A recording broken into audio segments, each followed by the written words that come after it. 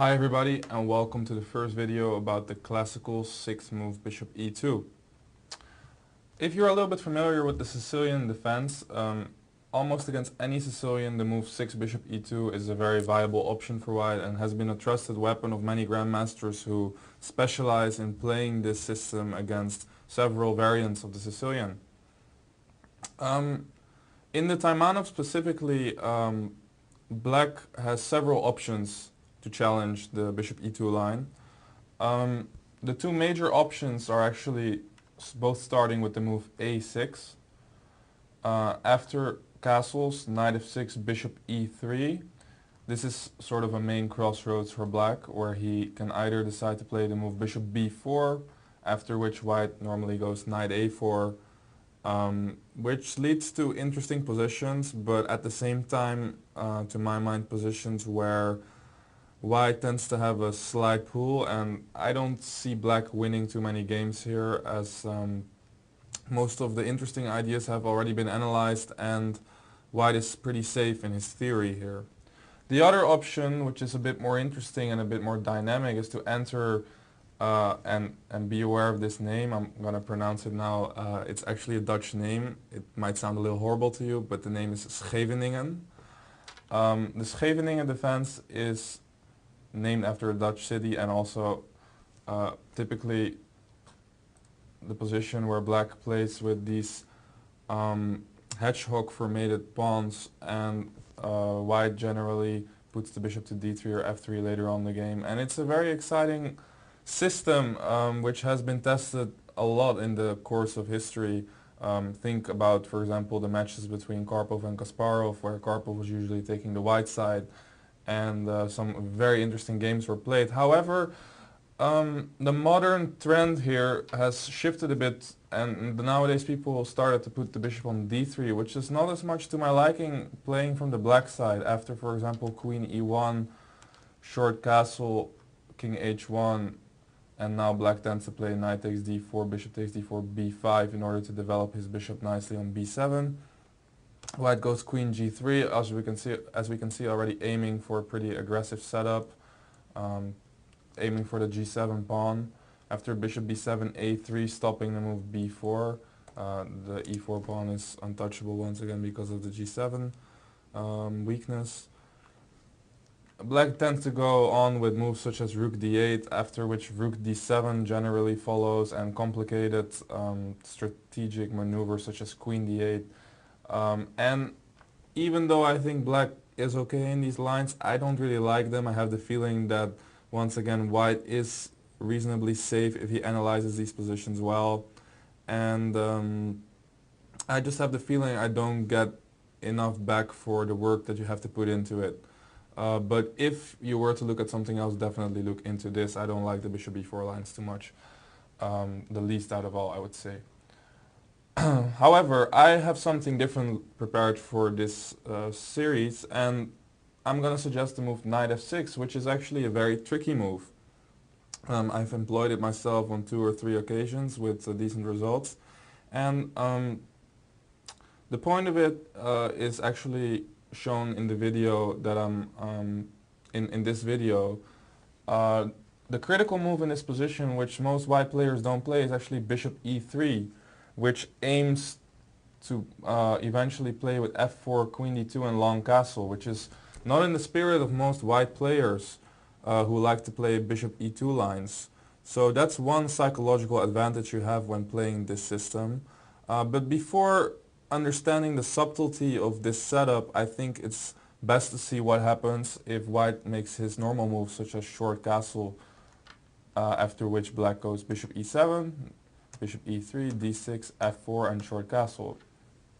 So you might ask yourself, well, Robin, isn't this exactly the same as the previous line you showed us? Not exactly. Actually, black hasn't committed to the move a6, which indeed is a very normal move in the Sicilian Scheveningen. However, as it turns out, it seems to be possible for black to do without the move a6 and get a very comfortable game, saving that tempo.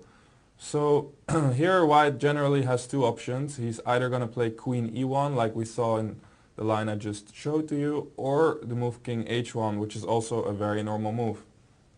Let's start off with the move queen e1. Already here black starts to take action in the center immediately without having played a6 by playing knight takes d4, bishop takes d4, and e5. So in general the whole a6 move is still not that important, as after knight b5 we always have the option of taking on c2, or in the worst case retreating our queen to b8. After bishop e3 here, bishop e3 here, black can safely continue with something like e takes f4, although the move b6, which is maybe a strange looking move if you haven't seen this before, but the idea is really the same as playing a6 b5, just managing to put the bishop on b7 and saving a move, is also pretty interesting, and you can see some analysis I did on that in the ebook. However, e takes f4 is the more trusted way, and after something like rook takes f4 or bishop takes f4, bishop e6, black is already basically threatening to fully equalize here with d5, but he can also decide to keep the game interesting by playing knight d7, knight e5, which should lead to typical Sicilian positions that you can feel pretty comfortable in as black if you want to outplay your opponents. So bishop e3 is not quite the critical move, although after f takes e5, which is the other major option, d takes e5, queen g3, white is using this spin. However, black has a very comfortable way to deal with it by playing bishop c5. Once again using the fact that the king is on g1 rather than h1, and forcing white to exchange the bishop on c5. White cannot once again go rook d1 now, as eventually his rook will be lost. So bishop c5, bishop takes c5 is completely forced.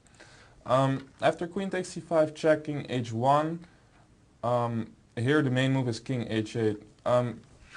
If you look up this system once again in the ebook, I did have a small look at knight e8. The reason I looked at it is because after king h8 the main move is rook takes f6, which leads to pretty much a forced draw. Now obviously that's not something we can really complain about, especially in modern chess when black is objectively trying to equalize out of the opening. And the good thing about this line is that it's really not that complicated for black. After g takes f6, queen h4, rook g8, black is simply planning to defend against a check with rook g7, and after something like queen takes f6, check, rook g7, he's still up the exchange only for a pawn, and something like rook d1, bishop e6 has been seen before in, once again, a player that should be familiar to you by now, the game of Vladimir Potkin against Nepomniachtchi.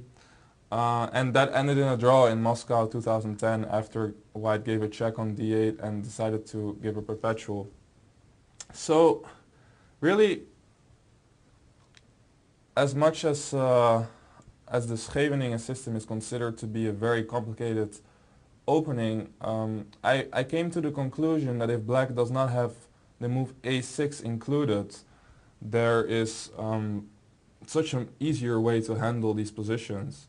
So let's go on to the next line, which is the move king h1, and maybe also a little bit more interesting. But once again, of course, here we're not going to play a6. Also here I want to suggest knight takes d4. The most logical move is really queen takes d4, because that queen hasn't moved yet and basically develops itself by a tempo. Nothing to worry about though, because once again this move b6 is very interesting here and gives black decent play. And I had this in a game myself which ended in a draw pretty quickly against a previously mentioned name as well. His name was Ivan Popov, who managed to beat Potkin in one of those f4 lines.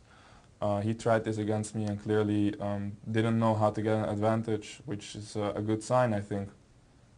So here white has several options, none of them too dangerous in my opinion. One of the more dull ones is the move f5. Even though it looks aggressive after the move bishop b7, there's really not much point for white to make a normal move, as e5 is quite an annoying idea. And after f takes e6, f takes e6, queen c4, this has been tried before.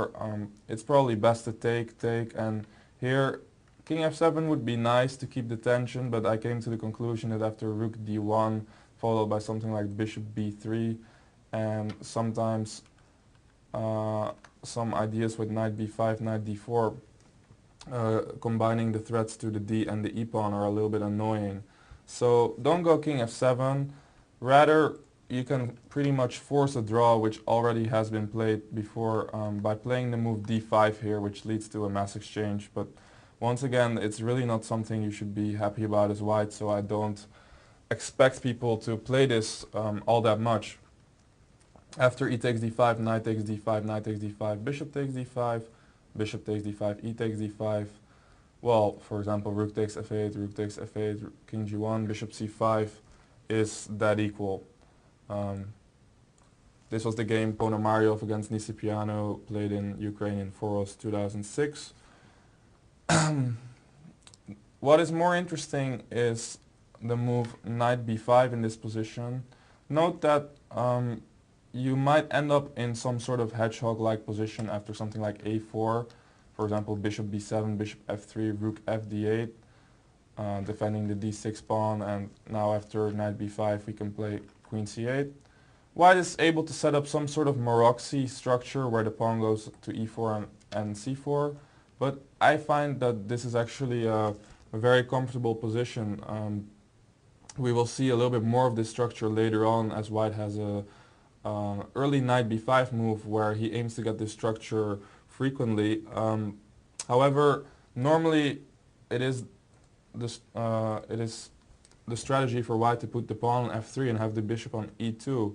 In this case, the pawn is on f4, so white's a little bit more aggressive in his intentions. However, one of the main ideas of having the pawn on f4 is to eventually attack a knight on f6 and expand on the king side with g4, g5. So in this case, I think it actually favors black quite a bit that he has exchanged one pair of knights, which gives him a little bit more flexibility and space for his pieces. And really, even if you're not much of a hedgehog player, I think this position should serve you pretty well. You can follow up with standard moves like queen c7, rook c8. Eventually you can always decide to put the rook back to e8. You always have ideas of e5. And it's really hard for white to make any progress here, so I think it just leads to a very double-edged game. Good. Now let's go to the move knight b5. Which is a little bit more interesting. After queen b8, c4, once again white is aiming for some sort of Maroczy, but he hasn't committed the move a4 yet, so he might be able to make a more useful move. Also, this was seen in a game after bishop b7, bishop f3, a6, knight c3. This is a good moment to remember. White has some ideas related to e5, and of course the b pawn is hanging, so knight d7 here, although it might also be playable, there is a stronger move here in sense of the move b5. It's just a very typical hedgehog pawn sacrifice, although actually it's not even a proper sacrifice in this version. After c takes b5, a takes b5, I guess after knight takes b5 there are several options such as bishop takes e4, bishop a6 regaining the pawn. A3 was seen in the game Yakovenko against Wróblewski, once again in Foros 2007 this time.